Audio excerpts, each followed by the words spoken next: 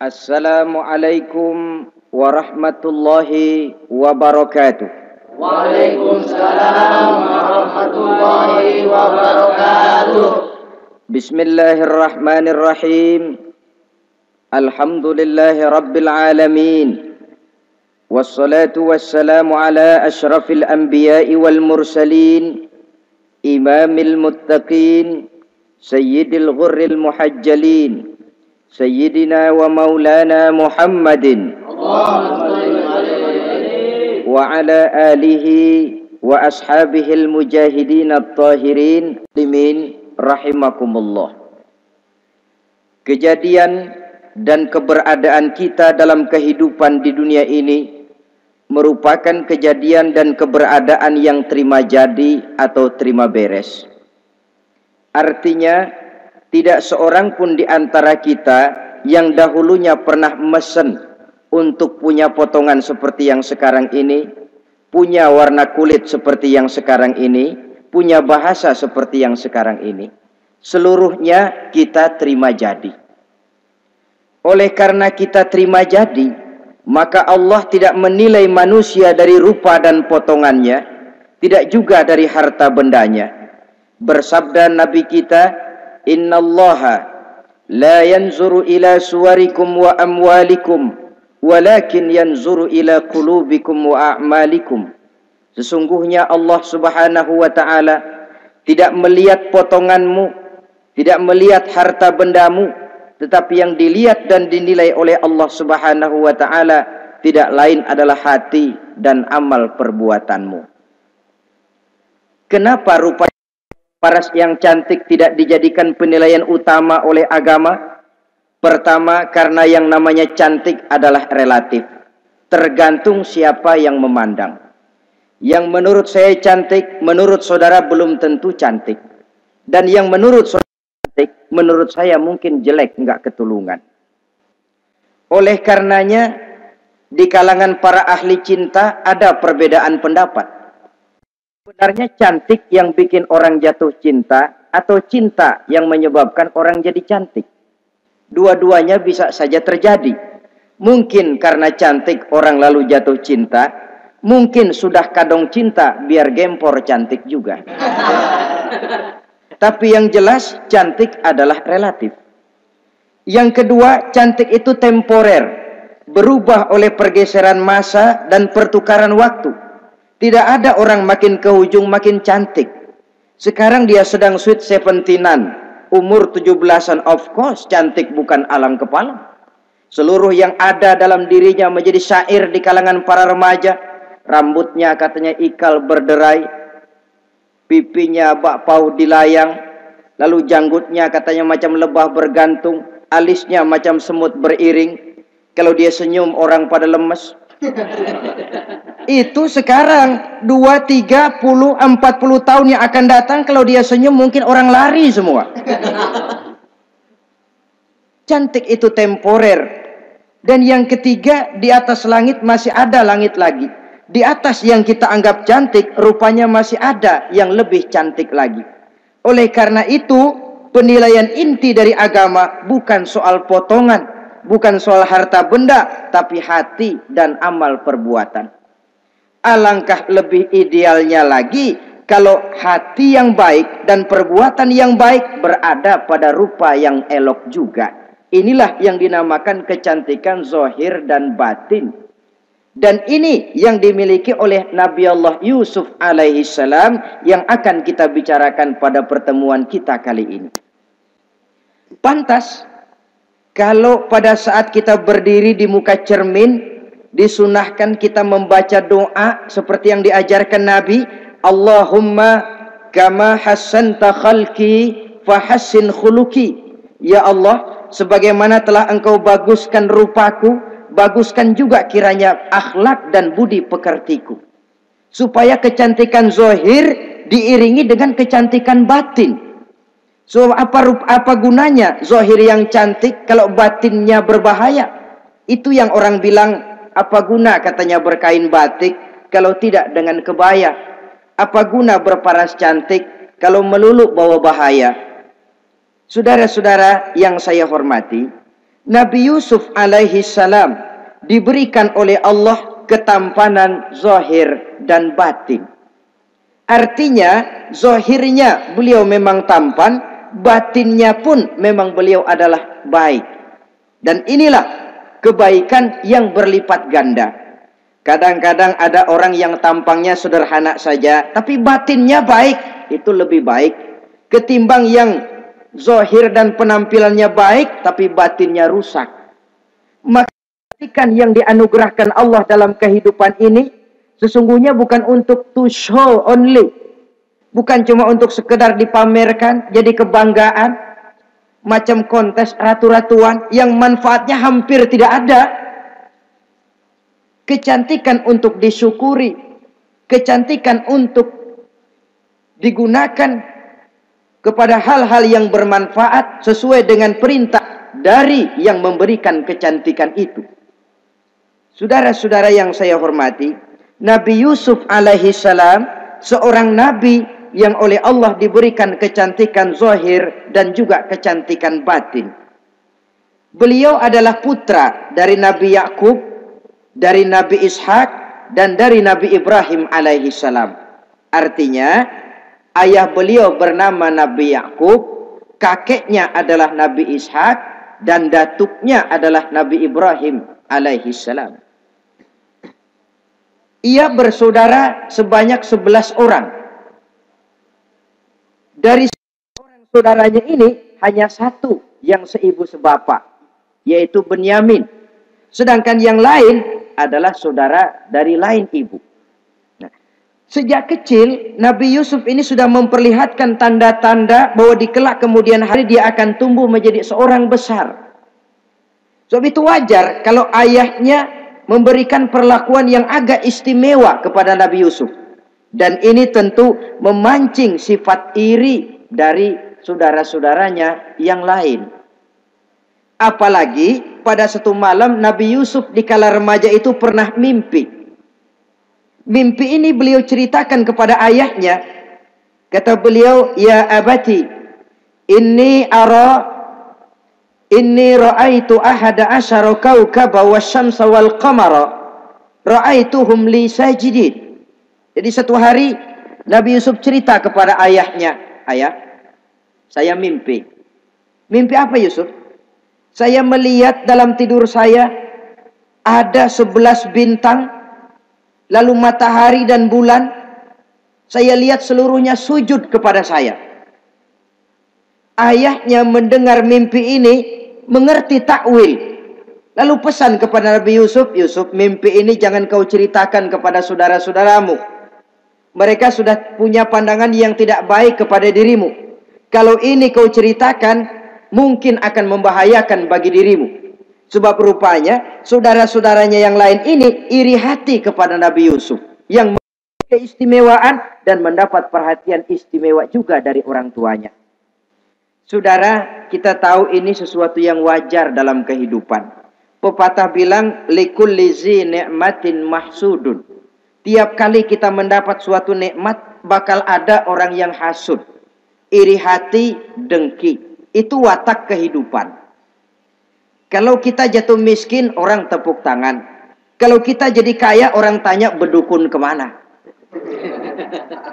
Wajar saja. Likulli zi ni'matin mahsudun. Tiap kali kita mendapat suatu nikmat, tentu ada yang hasud, ada yang iri, ada yang tidak senang. Begitu juga halnya dengan saudara-saudara Nabi Yusuf alaihi salam. Dan watak iri hati ini tidak cuma tinggal iri hati, mereka buktikan lewat tindakan konkret. Suatu hari mereka musyawarah, saudara-saudara yang iri ini. Saudara-saudara, bapak kita nggak adil. Masa Yusuf mendapat perlakuan istimewa? Wa nahnu usbah, sedangkan kita ini golongan yang lebih besar. Dari 12 orang anaknya, masa cuma satu Yusuf yang mendapat perlakuan lebih istimewa? Kita ini yang 11 dianggap angin apa? Nggak adil abah kita ini. Iya, tapi caranya bagaimana? Apa kita omelin bapak? Jangan. Habis Yusuf singkirin. Kalau Yusuf nggak ada, kan anaknya tinggal kita. Praktis perhatiannya seluruhnya akan tercurah kepada kita. Nah, saya ingatkan, bahwa hasud sering mendorong orang untuk melakukan segala macam cara. Artinya orang itu kalau sudah dibakar sifat dengki, iri hati, dia rela melakukan apa saja. Pertama, agar nikmat yang ada pada diri orang lain hilang. Yang kedua, supaya nikmat itu pindah kepada dirinya. Andai kata tidak pindah kepada dirinya, ya hilang sajalah. Jangan orang lain yang dapat nikmat. Ini watak hasud. Ingin nikmat orang lain pindah kepada dirinya, atau hilang walaupun tidak pindah kepada dirinya, tapi yang bersangkutan tidak lagi mendapat nikmat. Untuk itu segala macam cara akan dilaksanakan. Ini dicontohkan dari usaha yang dilaksanakan oleh saudara-saudara Nabi Yusuf alaihissalam. Oke, setuju, kita singkirkan Yusuf. Tapi caranya bagaimana? Gampang. Bunuh saja. Kalau bunuh sih rasa-rasanya tidak sampai hati membunuh Yusuf. Lalu bagaimana? Kita kucilkan saja dia. Kita asingkan dari sini, kita buang jauh-jauh supaya dia tidak ada lagi kelihatan dalam pandangan Abah. Kalau dia sudah tidak ada dalam pandangan Abah, yang dilihat cuma kita dan seluruh kasih sayangnya akan tercurah kepada kita semua. Nah, setujulah kalau itu. Caranya nanti kita atur belakangan. Jadi satu hari permisilah saudara-saudaranya ini kepada Nabi Yakub. Abah, kami permisi mau pergi main-main dan Yusuf akan kami ajak. Kata Nabi Yakub, saya khawatir. Nabi Yakub sudah melihat gelagat yang tidak baik. Sudah ada semacam firasat. Saya khawatir kalau Yusuf kau bawa, nanti dia akan kena celaka atau dimakan oleh serigala, sedangkan kamu nanti akan lalai. Kata anak-anak yang lain, percaya dah Pak, saya akan jaga. Saya kan saudaranya, masa tega membiarkan Yusuf celaka atau dimakan serigala. Pokoknya aman, sip dah.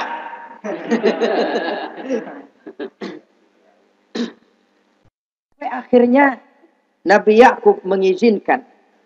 Pergilah 12 bersaudara ini pergi bermain-main. Mula-mula berkejar-kejaran, Yusuf ikut main kejar-kejaran. Lantas buka baju, Yusuf ikut buka baju. Sampai ketika tiba di tepian sebuah sumur tua, rencana yang sudah disepakati itu dilaksanakan. Nabi Yusuf diangkat beramai-ramai, digotong, lalu dimasukkan, diceburkan ke dalam sumur mati itu. Kemudian baju Nabi Yusuf itu mereka basahi dengan darah kambing. Setelah itu mereka pun pulang menemui Nabi Yakub alaihi salam dengan rasa sedih yang dibikin-bikin. Ini penyakit hasud. Jadi kalau orang hasud kepada kita, begitu kita mendapat kesulitan, dia datang dengan air mata buaya. Belagak sedih, belagak ikut berduka cita, padahal sih hatinya sorak. Padahal batinnya girang bukan main. Pak, saya ikut berduka cita, Pak, saya ikut sedih. Padahal hatinya biar mampus loh. Ini yang dilakukan oleh saudara-saudara Nabi Yusuf. Mereka datang dengan air mata berurai, nangis, Abah. Ketika kami sedang main-main, Abah, kami lupa, kami tinggalkan Yusuf sendirian. Ketika kami balik, kami cuma mendapati bajunya sudah berlumur darah. Barangkali saudara kami Yusuf dimakan oleh serigala. Nabi Yakub tercenung. Ternyata firasatnya adalah benar. Baju Nabi Yusuf itu yang berlumur darah kambing, buatan saudara-saudaranya yang hasud tadi, diciumi dan dipeluk oleh Nabi Yakub. Kepedihan seorang ayah yang ditinggalkan oleh anak tercintanya. Saudara, adapun Nabi Yusuf alaihi salam tercebur di sumur mati itu. Sampai pada satu hari ada khalifah, ada kafilah niaga dari negeri Madian hendak menuju ke negeri Mesir, lewat di tempat itu. Ketika salah seorang mereka bernama Malik bin Dha'ar hendak mengambil air, timba diturunkan ke dalam sumur. Begitu diangkat, ini air kok berat amat. Makin diangkat, makin berat, sampai di atas bukan air, orang isinya. Ada orang di ember. Dia lihat rupanya sangat tampan, elok, cantik. Ini barangkali anak bangsawan ini. Parasnya begini cantik, begini tampan. Ini kalau dijual di Mesir nanti tentu harganya mahal nih. Order nih, objek. Maka dibawalah Yusuf ini ke negeri Mesir. Setibanya di sana diperjualbelikan sebagai budak belian. Nah, nasib baik rupanya Yusuf ini ketika terjadi pelelangan dibeli oleh seorang pembesar istana, seorang menteri yang bernama Kitfir. Kitfir melihat, ini cantik anak remaja ini. Tampangnya elok, parasnya indah, kelihatannya budi pekertinya pun halus. Kita ambil saja ini, kata Kitfir kepada istrinya Zulaikha. Kita angkat dia jadi anak, siapa tahu nanti dia memberikan manfaat yang besar bagi kita. Baiklah, baiklah. Dan sejak saat itu Yusuf dipelihara di rumah Kitfir dalam istana yang tinggal bersama istrinya Zulaikha. Menurut satu riwayat 10 tahun lamanya Nabi Yusuf tinggal di tempat Kitfir. Dan selama 10 tahun itu tentu terjadi perkembangan baik jasmaninya maupun rohaninya. Dari anak-anak ia berubah menjadi remaja, lalu meningkat ke arah dewasa. Makin matang kedewasaannya, makin tampan dan elok parasnya, makin cantik budi pekertinya, ditempa oleh watak kenabian yang disiapkan oleh Allah Subhanahu wa ta'ala.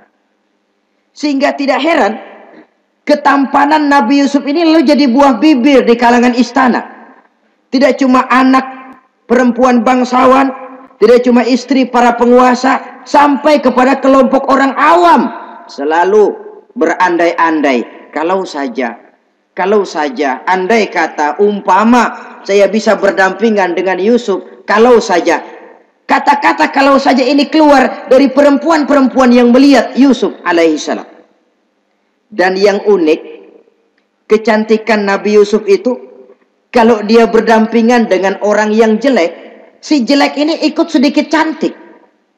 Biasanya kan kalau ada orang ganteng duduk berdampingan sama orang jelek, ganteng makin kelihatan kegantengannya, yang jelek makin demek. Itu biasanya. Tapi kecantikan Nabi Yusuf ini tidak mengangkat orang lain. Nah, rupanya yang tertarik kepada ketampanan Nabi Yusuf ini tidak cuma perempuan-perempuan lain, juga termasuk Siti Zulaikha, istri daripada Kitfir, yang merupakan ibu angkatnya. Kalau pada mulanya Zulaikha merawat Nabi Yusuf sejak kecil dengan harapan nanti akan membawa manfaat. Setelah dilihatnya makin lama makin tampan, makin lama makin cantik, makin lama makin rupawan. Berubah rupanya rasa kasih sayang seorang ibu menjadi kasih sayang seorang perempuan kepada laki-laki. Dia merindukan saat-saat di mana dia bisa mencurahkan rasa hatinya itu kepada Nabi Yusuf alaihi salam. Hampir-hampir nyaris Zulaikha ini, kalau istilah anak muda barangkali, siang jadi kenangan, malam jadi impian. Kemanapun dia pergi, bayangan Yusuf juga yang selalu menggodanya.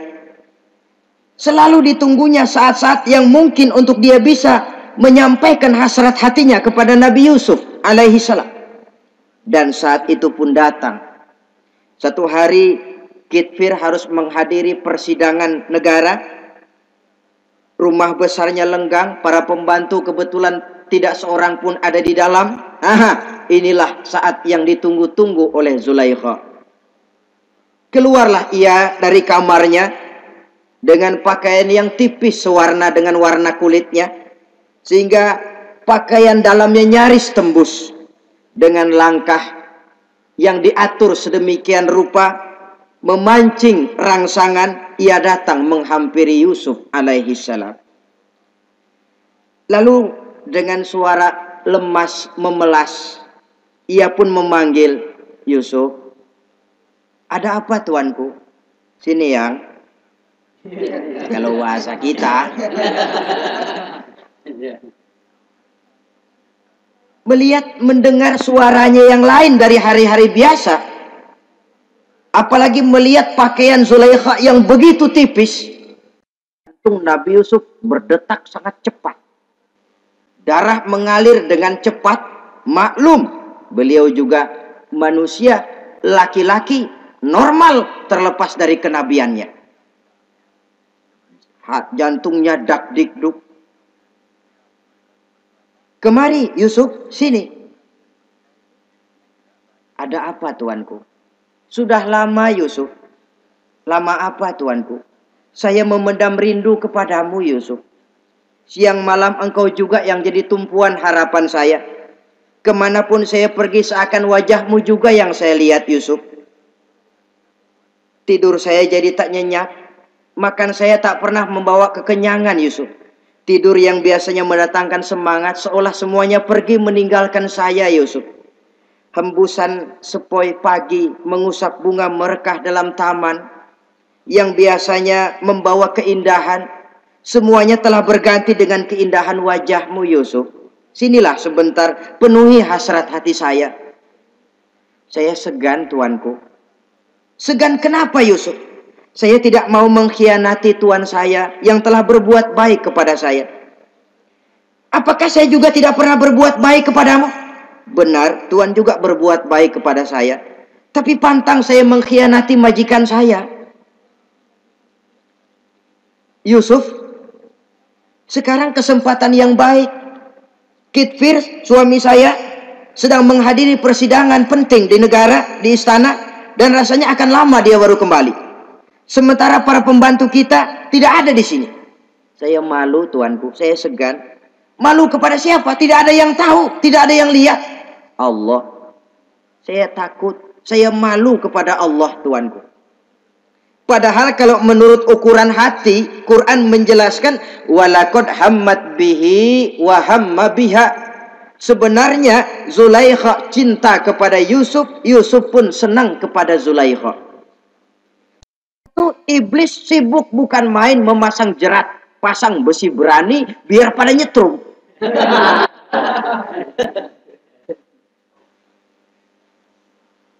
Zulaikha senang Yusuf, Yusuf sebenarnya pun secara manusiawi menyenangi Zulaikha. Walaula an ra'a burhana rabbih. Tapi Yusuf ketika itu melihat larangan Allah, peringatan Allah. Seolah-olah dia lihat Allah mengatakan, Yusuf, ini letter S. Dilarang parkir di sini. Menurut satu riwayat, Nabi Yusuf melihat ayahnya, Nabi Yakub, melambai-lambaikan tangan menyetop. Seolah-olah melarang dia meneruskan langkahnya. Riwayat lain menjelaskan, seolah-olah Nabi Yusuf dibisiki oleh malaikat Jibril. Yusuf, kalau kamu kalah sekarang, kamu sama saja gajah kemasukan semut di kupingnya terus mati. Tapi kalau kamu menang, kamu adalah gajah yang tidak terkalahkan. Ada semut mati oleh, ada gajah mati oleh semut. Alangkah memalukan. Binatang yang begitu besar jatuh hanya oleh binatang yang begitu kecil. Artinya apa?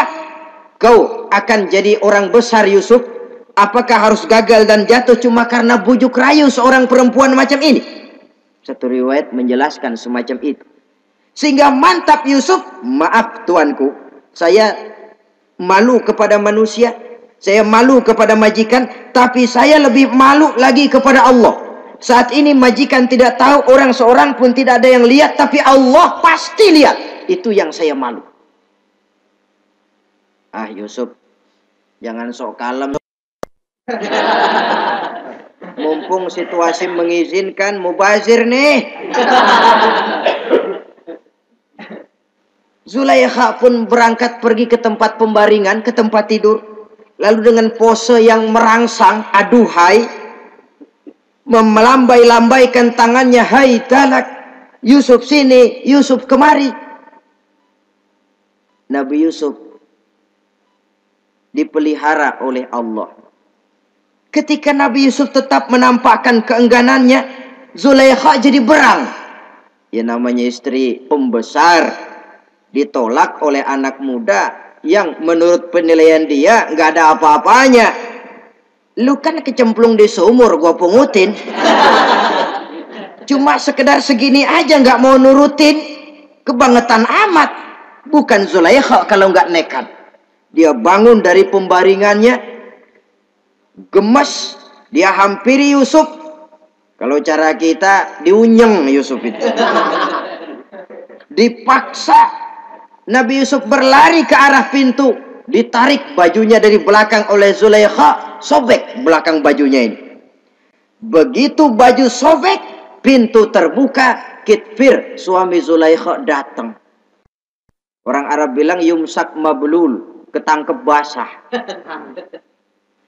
Ketangkep basah. Merah padam muka Zulaikha, sementara Kitfir pun matanya merah. Tapi Nabi Yusuf tenang-tenang saja. Ya wong nggak salah. Tenang-tenang saja Nabi Yusuf. Bukan tenang karena pengalaman, tenang karena memang tidak berbuat yang negatif. Kadang-kadang ada juga yang tenang tapi pengalaman. Oh, buaya itu. Sudah ketahuan kepentok, ketangkep hansip, anteng aja. Itu bukan nggak salah, badak. Nabi Yusuf tenang karena memang tidak berbuat salah apapun. Nabi Yusuf tenang karena yakin dirinya benar, sehingga mantap menghadapi kedatangan Kitfir yang sangat tiba-tiba itu.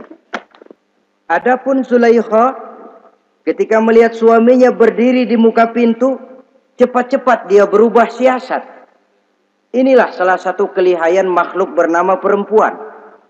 Dia pandai bersalin rupa, dia pandai bermain minyak di atas air. Melihat suaminya datang, roman mukanya pun menjadi sedih. Air mata berurai membasahi pipi. Papa, katanya.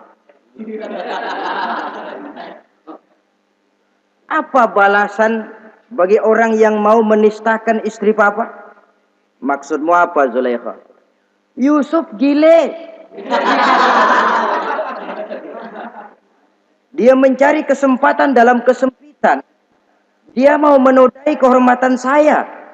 Dia hendak memperkosa saya. Kata Nabi Yusuf, bukan saya, Tuan. Saya enggak. Yang benar Yusuf, enggak. Zulaikha yang memaksa saya. Betul Zulaikha, tidak, Yusuf yang memaksa saya.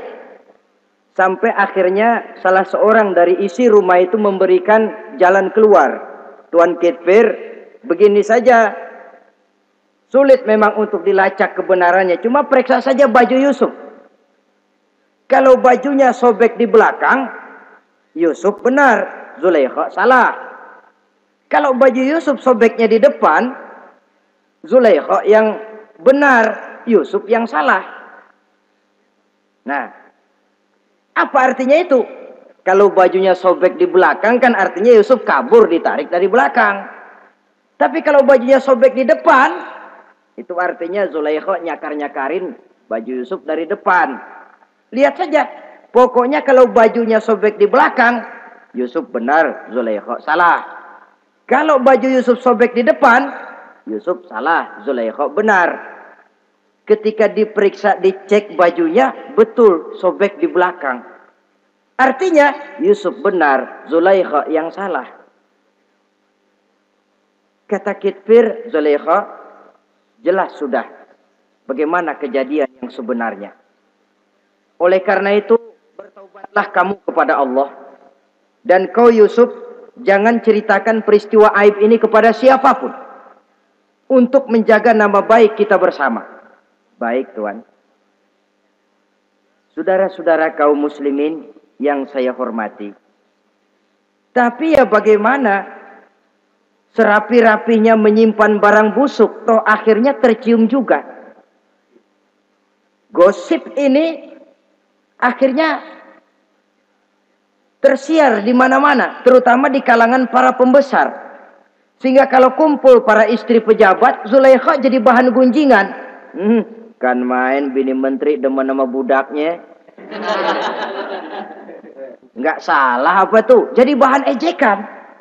Ya sebab tentu ukuran mereka yang belum pernah ngelihat Yusuf, kalau duren ketemu duren dong.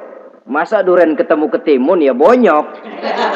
Artinya nggak seimbang. Masa istri bangsawan tergila-gila sama anak angkatnya, sama budak beliannya, nggak masuk rasio itu. Zulaikha dengar berita macam itu.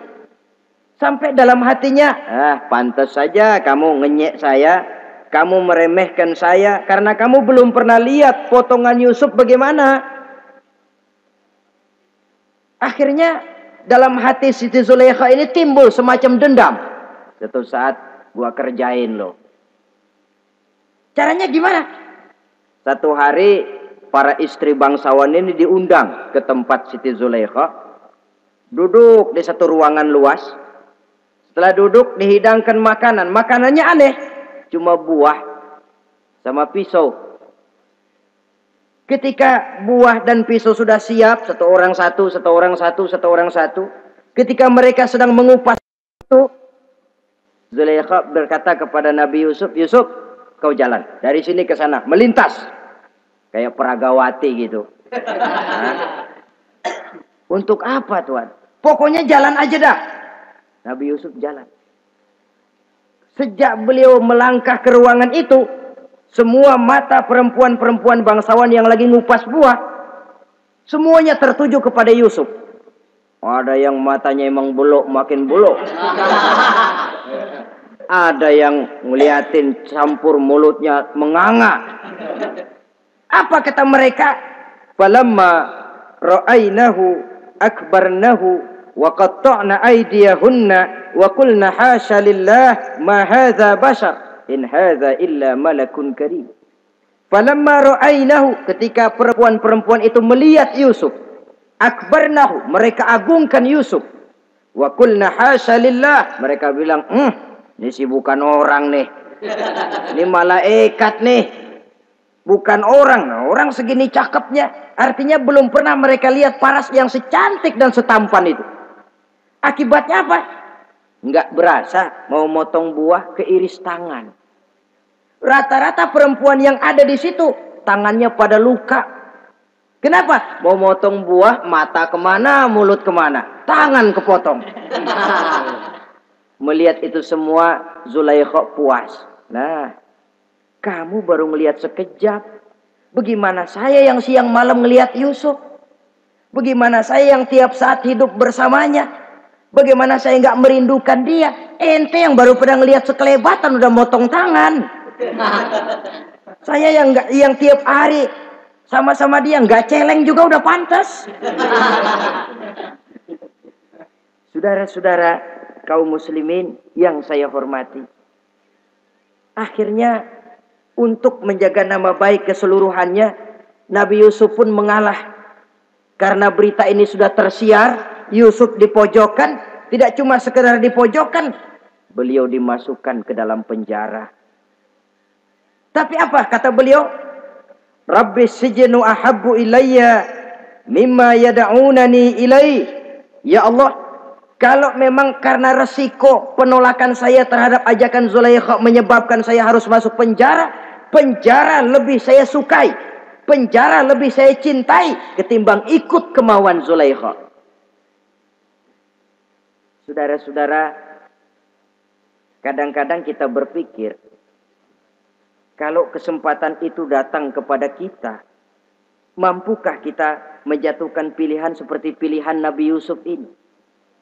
Lebih baik penjara ketimbang mengikuti bujuk rayu perempuan untuk melakukan perbuatan yang menyeleweng ini. Ini yang dipilih oleh Nabi Yusuf. Tegar. Kalau memang sebagai resikonya saya harus masuk penjara, penjara lebih saya cintai, penjara lebih saya suka daripada mengikuti bujukan Zulaikha. Teguh karena suatu prinsip. Bukankah dalam perjuangan menegakkan akidah, Kadang kita mendapat piala, tapi tak jarang kita berhadapan dengan penjara. Kadang kita disanjung, kadang kita dicaci. Itu romantika perjalanan dari yang namanya perjuangan. Tapi pilihan harus ada. Ketimbang ikut bujuk rayu perempuan yang mengajak melakukan perbuatan serong, penjara lebih saya cintai. Sudah pada saat hendak diajak tidak ada yang melihat, beliau menolak. Akibat penolakannya pun masuk penjara, tapi penjara lebih menyenangkan hatinya. Ketimbang hidup merdeka, tapi jiwa terpenjara. Inilah Nabi Yusuf barangkali. Biar badan masuk penjara, asal jiwa merdeka. Kita sekarang sebaliknya. Jiwa terpenjara tidak jadi soal, asal badan merdeka. Maka jiwa kita sering dijajah. Entah dijajah harta, entah dijajah pangkat dan jabatan, entah dijajah iblis. Jiwa kita yang terpenjara, sementara badan kita merdeka. Nabi Yusuf tidak. Biarlah badan di penjara, asal jiwa merdeka untuk menegakkan sesuatu yang hak. Saudara-saudara yang saya hormati. Adapun di dalam penjara itu, Nabi Yusuf satu sel dengan 2 orang bekas pelayan istana yang dituduh menaruh racun ke dalam hidangan yang hendak disajikan kepada raja. Yang satu tukang ngatur minuman, yang satu tukang ngatur makanan untuk raja. Siapa yang naruh racun nggak jelas, tapi dua-duanya ditahan. Nah, sampai satu malam teman satu sel ini dua-duanya ngobrol kepada Nabi Yusuf. Yusuf, kami ini dipenjara karena dituduh menaruh racun ke dalam hidangan yang dihidangkan kepada baginda raja. Siapa yang salah, kami sendiri tidak tahu. Saya enggak ngerasa naruh racun, kata yang tukang ngatur minum. Saya juga enggak, kata yang tukang ngatur makan. Sampai satu malam mimpi. Mimpi itu diceritakan kepada Nabi Yusuf. Kata yang tukang ngatur minuman, Yusuf, saya mimpi. Saya memeras anggur, lalu menghidangkannya kepada baginda raja. Apa arti mimpi saya? Kata yang tukang hidangin makanan, kalau saya Yusuf, saya ngimpi menjunjung roti di atas kepala saya, itu roti dipatokin burung. Apa arti mimpi saya? Saudara-saudara, Nabi Yusuf tersenyum. Adapun kamu yang mimpi memerah anggur, kamu akan keluar dari penjara bebas dan akan kerja lagi di istana. Adapun kamu yang mimpi menjunjung roti dipatokin burung, kamu akan dihukum mati, disalib dan kepalamu akan dipatokin oleh burung. Ini tukang roti ngotot, bisa aja lu ah. Ya lempengan apes ramalannya. Ya bukan soal bisa nggak bisa, lihat aja kenyataannya. Cuma kepada kamu yang tukang ngatur minuman, saya pesan kalau nanti kamu bebas kembali di istana raja, tolong ceritakan ihwal saya kepada baginda raja ini. Saya mendekam di penjara ini tanpa berbuat salah apapun. Baik, insya Allah Yusuf. Dan ketika persidangan memutuskan seperti tepat yang diramalkan Nabi Yusuf. Si tukang menghidangkan makanan dihukum mati, si tukang menghidangkan minuman kembali kerja di istana. Tapi begitu kerja, dia lupa sama pesan Nabi Yusuf. Itu biasanya watak orang memang begitu. Kalau dalam keadaan kepepet, macam-macam janjinya. Begitu keadaannya longgar, lupa sama janjinya. Sehingga ada pepatah katanya, nolongin anjing kejepit. Waktu kejepit, kaing-kaing minta ditolongin. Begitu udah rapi ditolongin, yang nulungin bisa digigit. Saudara hadirin yang saya hormati, sampai bertahun-tahun Nabi Yusuf mendekam dalam penjara. Tapi itulah yang menambah kedewasaannya. Maka orang beriman ya, yang mantap nilai imannya, tempat tidak jadi soal. Kadang-kadang dia merasakan penjara lebih indah dari alam terbuka. Banyak orang-orang beriman yang justru di penjara menghasilkan karya-karya besar. Kita tahu misalnya almarhum Hamka justru di penjara bisa menyelesaikan tafsir Al-Azharnya. Salah satu karya besar pujangga terkemuka ini. Macam Hasan Al-Banna, Abdul Qadir Audah, dan banyak lagi tokoh-tokoh Ikhwanul Muslimin. merasakan justru penjara itu bagaikan sorga. Kenapa? Mereka yakin di penjara untuk sesuatu yang benar. Maka tempat tidak pernah jadi masalah. Kalau jiwa merdeka puluhan tahun mendekam di penjara, tidak akan merupakan satu rasa yang lama. Kenapa? Jiwa tidak bisa dibatasi oleh ruangan 2x3 meter. Jiwa yang merdeka tidak bisa dibatasi dengan teralis besi. Jiwa yang merdeka tidak bisa dibatasi dengan dinding tembok yang tebal. Jiwa yang merdeka mengembara, melanglang buana, mencari idealisme yang ada dalam dirinya. Itu yang dirasakan oleh Nabi Yusuf alaihi salam. Untungnya satu malam raja ngimpi. Untungnya ini. Ngimpinya luar biasa. Ada 7 ekor lembu gemuk-gemuk. Makanin 7 ekor lembu yang kurus-kurus. Lalu ada 7 batang gandum yang isinya gemuk-gemuk. Ada 7 batang gandum yang sudah layu-layu. Nah, pagi-pagi ini seluruh dukun-dukun istana dikumpulin. Para ahli nujum apel menghadap baginda raja. Nujum, dukun, ada apa Tuan Raja? Tadi malam saya ngimpi. Ada 7 ekor lembu gemuk-gemuk memakan 7 ekor lembu yang kurus-kurus. Coba takwilkan apa arti mimpi saya itu. Dukun kata, baru tumben nih. Aku dengar mimpi begini. Kata Nujum ditanya Nujum godek. Ah, Tuan Raja itu mah kembang tidur aja kali ah. Tidak seorang pun yang mampu mentakwilkan arti mimpi baginda.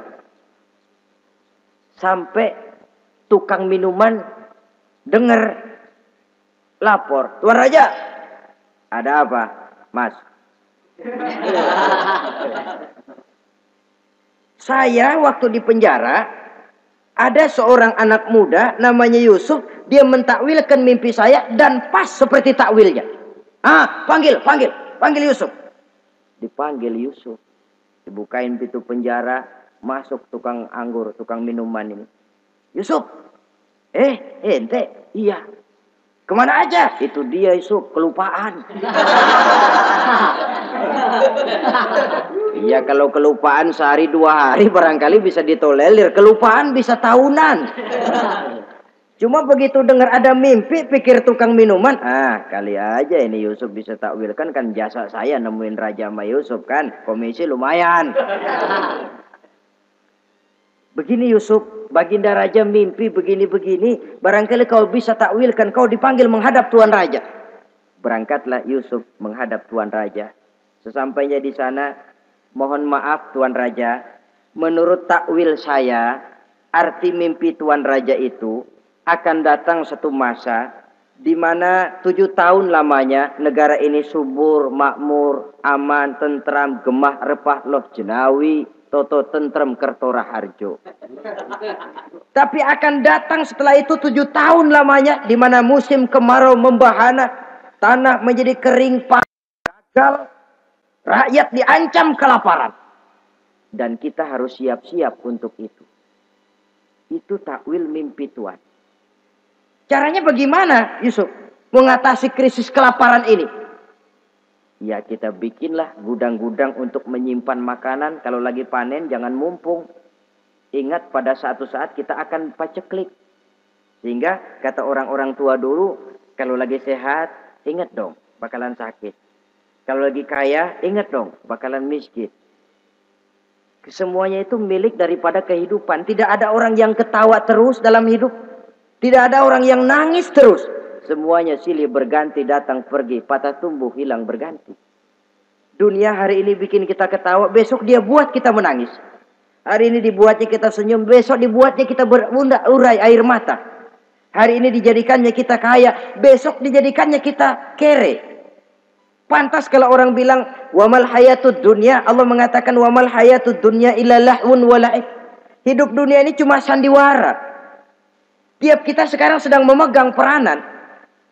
Ketika memegang peranan, ya jadi orang kaya peranan, jadi kiai peranan, jadi jenderal peranan. Sama saja dengan wayang golek. Gatot Kaca yang bertulang kawat berotot baja, punya ajian beraja musti, gagah perkasa, bisa terbang di angkasa. Hebat perkasa Gatot Kaca. Kapan? Waktu dipegang dalang. Betul apa benar? Gagahnya Gatot Kaca, sakti mandragunanya sang Gatot Kaca. Kapan itu? Waktu dipegang dalang. Begitu peranannya selesai, sama dalang dimasukin ke kotak, diem aja Gatot Kaca. Terbang kek? Enggak, diem aja. Begitulah kehidupan ini. Gagah kita menyandang bintang 4 di pundak. Gagah kita membawa harta yang banyak. Gagah kita membawa jabatan ini dan itu. Waktu oleh sang sutradara dimasukkan ke dalam lubang yang luasnya tidak lebih 1 kali 2 meter. Enggak bekutik. Enggak ada yang lawan. Jenderal yang berbintang 4 dilonjorin, dia yang lihat anteng aja. Habis peranan sudah sampai di situ. So, itu wajar. Kata Nabi Yusuf, kalau lagi panen, ingat pada suatu saat kita akan paceklik. Jangan giliran panen besar. Di daerah-daerah kita lihat, sudah panen pesta pora. Bukan bersyukur kepada Allah. Tapi kegembiraan itu diwujudkan dalam bentuk lain. Tontonan yang membuat lupa diri, bermabuk-mabukan. Sehingga kadang-kadang kalau di daerah itu katanya kalau musim panen, musim kawin. Musim paceklik, musim cerai. Saudara-saudara kaum muslimin yang saya hormati. Karena itu dalam satu hadis Nabi ingatkan, ta'arraf ilallah firraha ya'rifka fisyiddah. Ingatlah kepada Allah di waktu kamu senang, supaya Allah ingat kepadamu waktu kamu susah. Kalau waktu senang kita lupa kepada Allah, ya wajar. Kalau waktu susah Allah juga lupain kita. Dalam terjemahannya dengan kehidupan beragama, wa man a'rada an zikri fa inna lahu ma'isyatan dhanka wa nahsyuruhu yaumal qiyamati a'ma. Siapa yang berpaling daripada peringatanku, kata Allah, aku akan berikan dia penghidupan dan kehidupan yang sempit. Sempit itu apa lalu tidak punya duit? Punya duit. Apa tidak punya harta? Banyak harta. Tapi banyaknya harta, tumpukan duit tidak membuat hatinya makin luas. Tidak membuat hidupnya makin lapang. Sempit, sempit, dan sempit. Itu azab. Yang paling celaka, wa nahsyuruhu yaumal qiyamati a'ma. Di akhirat kami kumpulkan dia bersama orang-orang buta. Allahu Akbar. Di padang mahsyar, dikala orang sibuk, pusing dengan urusan masing-masing, buta lagi. Yang nggak buta aja pusing. Mereka teriak-teriak, qala rabbi lima hasyartani a'ma wa qad kuntu basira. Ya Allah, kenapa kami buta padahal waktu di dunia kami melihat? Allah jawabnya enak aja, kadzalika atatka ayatuna fanasitaha wa kadzalika al-yauma tunsa. Rasain dulu. Dulu waktu di dunia datang peringatanku pada belaga pilon, kamu lupakan. Sekarang juga pantas kamu dilupakan. Waktu susah kamu lupa, waktu senang kamu lupa Allah. Waktu susah juga pantas kamu dilupakan Allah. Waktu di dunia kau berpaling dari peringatan Allah. Kalau sekarang Allah berpaling kepadamu juga adil. Walaupun kalau Allah mau tidak berpaling juga adil. Sebab Allah itu mutlak. Tidak ada yang membatasi apa yang dimaui oleh Allah. Saudara-saudara kaum muslimin, itu pesan Nabi Yusuf. Bikin gudang yang besar, simpan bahan makanan untuk persediaan musim kemarau. Kalau begitu sekalian aja deh Yusuf. Sekalian bagaimana Tuan Raja? Kau saya angkat jadi menteri urusan makanan dan urusan kemakmuran. Tuan Raja, apa enggak terburu-buru? Kau bisa mentakwilkan mimpi saya, bahkan kau bisa mencari jalan keluar. Ini sudah sesuatu yang menguntungkan Yusuf. Mencari jalan keluar ini pemikiran yang menteri saya belum bisa berpikir kayak kamu. Sudah, kau pegang jabatan ini. Nabi Yusuf tidak minta, diberikan. Dan memang ada pesan, jangan memberikan jabatan kepada orang yang meminta. Tuh, kalau orang sudah minta tentu ada pamrih dan ada tendensi. Jangan memberikan jabatan kepada orang yang banyak ngeluarin duit untuk mencapai jabatan itu. Sebab apa? Kalau orang mendapat satu jabatan karena banyak ngeluarin duit, maka pekerjaan pertama yang akan dilakukan setelah mencapai jabatan itu ialah dia akan berpikir, bagaimana caranya biar modal gua pulang. Orang jadi gubernur, jadi menteri karena banyak ngeluarin duit. Belum dia sempat kerja buat kepentingan rakyatnya. Dia lebih dulu akan berpikir bagaimana duit yang saya keluarin supaya pulang. Sisanya kalau ada, barulah untuk kepentingan rakyat. Itu pun kalau keburu. Saudara-saudara yang saya hormati, Nabi Yusuf tidak pernah minta jabatan. Raja memberikan jabatan itu. Dan tepat seperti takwil beliau, musim kemarau datang, rakyat dilanda kelaparan, lalu berbondong-bondong ke istana mencari bahan makanan. Yusuf langsung mendrop bahan makanan ini. Alhasil saudara-saudara, bahaya kelaparan ini sampai juga ke daerah tempat di mana Nabi Yakub tinggal. Lalu beliau utus anak-anaknya. Saya dengar di negeri Mesir ada seorang menteri muda yang tampan dan baik hati. Pergilah kau ke sana dan mintalah makanan darinya. Berangkatlah mereka ini. Saudara-saudara, Nabi Yusuf lihat, ini saudara-saudara saya ini yang dulu nyeburin saya ke sungai. Sekarang pada antri minta jatah makanan. Kalau kita lagi di atas ngelihat orang di bawah kan enak. Yang bawah kelagepan. Kayak orang sedang berkuasa, namanya lagi berkuasa, ngomong apa juga benar. Orang kalau lagi berkuasa kentut bagus masih. Tapi kalau sudah jatuh, jangankan apalagi buang angin, batuk aja diomelin. Miskin batuk melulu lah. Di atas itu, posisi di atas gampang buat mob. Andai kata Nabi Yusuf waktu itu mau menteror, membalas saudara-saudaranya, kesempatan emas. Tapi memang hatinya hati yang mulia, jiwanya jiwa yang besar. Diberinya saudara-saudaranya itu makanan, tapi dia tidak memperkenalkan diri dan saudaranya pun tidak mengenali kalau itu Yusuf. Kalau kita kan yang enak, ingat nggak dulu saya diceburin ke sumur, sekarang gantian ya, ayo baris lo, gue ceburin atu-atu. Nabi Yusuf tidak, diberinya saudaranya makanan. Lalu pesan, lain kali kalau kemari lagi mau mengambil makanan, saudaramu yang namanya Benyamin bawa ke sini. Tanpa dia saya nggak mau ngasih makanan lagi. Ya sudah, pulang saudara-saudaranya ini lapor kepada Nabi Yakub. Abah, itu menteri pesan kalau kamu yang mau ngambil makanan lagi Benyamin harus dibawa. Kalau nggak dibawa kami nggak akan dikasih makanan. Nabi Yakub curiga lagi. Dulu Yusuf hilang. Sekarang nih Benyamin ini saudara sekandung Nabi Yusuf. Kalau yang lain satu bapak lain ibu. Tapi dengan Benyamin ini satu ibu satu bapak. Ini Benyamin mau digituin lagi. Bagaimana? Pokoknya Pak, yang dulu-dulu kami udah tobat dah. Sekarang mah bener-bener banget dah nih. Biasanya sekali lancung ke ujian itu, seumur hidup orang nggak percaya. Sampai akhirnya Benyamin pun dibawa ke sana. Saudara-saudara yang saya hormati, terjadilah pertemuan Yusuf dengan Benyamin. Dan akhirnya saudara-saudaranya ini dijelaskan siapa menteri itu sebenarnya. Diminta menjemput Nabi Yakub. Bertemulah Nabi Yusuf dengan ayahnya Nabi Yakub alaihissalam. Adapun Kitfir sudah lama meninggal, Zulaikha pun sudah menjadi janda. Namun dalam jandanya dia tetap merindukan Yusuf siang dan malam. Didambakannya kapan saat pertemuan akan terjadi.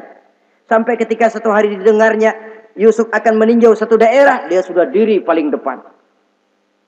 Ketika Yusuf lewat, dia nyindir dengan katanya, Maha suci Allah yang memuliakan orang yang takwa dan menghinakan orang yang berdosa. Merasa ada sindiran, Yusuf nengok. Zulaikha kan? Iya Yusuf. Kitfir bagaimana? Sudah meninggal. Lalu keperluanmu apa sekarang? Saya cuma memerlukan engkau Yusuf. Saudara-saudara, Nabi Yusuf akhirnya kawin dengan Zulaikha yang cantik, menawan. Dan rupanya setelah kawin itulah Nabi Yusuf baru tahu bahwa Kitfir ternyata tidak bisa berfungsi sebagai suami. Dengan kata lain, puluhan tahun Zulaikha kawin dengan Kitfir tetap perawan, utuh, awet. Rupanya Kitfir liwat terus dan numpang liwat, nggak pernah mampir. Dan sejak saat itu berbahagialah Nabi Yusuf dengan Siti Zulaikha. Kita ambil hikmah dari riwayat singkat ini, Pertama, kecantikan zohir lebih penting, kecantikan batin lebih penting dari kecantikan zohir. Alangkah lebih baik lagi kalau kecantikan zohir itu berpadu dengan kecantikan batin. Karena dalam pandangan Islam, Allah tidak menilai manusia dari rupa dan harta, tetapi dari hati dan amal perbuatan. Yang kedua, bahwa ujian dan cobaan yang diterima Nabi Yusuf tetapi dihadapi dengan ketabahan, pada akhirnya menghasilkan kebahagiaan. Kebahagiaan dunia dan kebahagiaan akhirat. Inilah saja pertemuan yang singkat ini. Mudah-mudahan ada manfaatnya. Terima kasih atas segala perhatian. Mohon maaf atas segala kekurangan. Wassalamualaikum warahmatullahi wabarakatuh. Waalaikumsalam warahmatullahi wabarakatuh.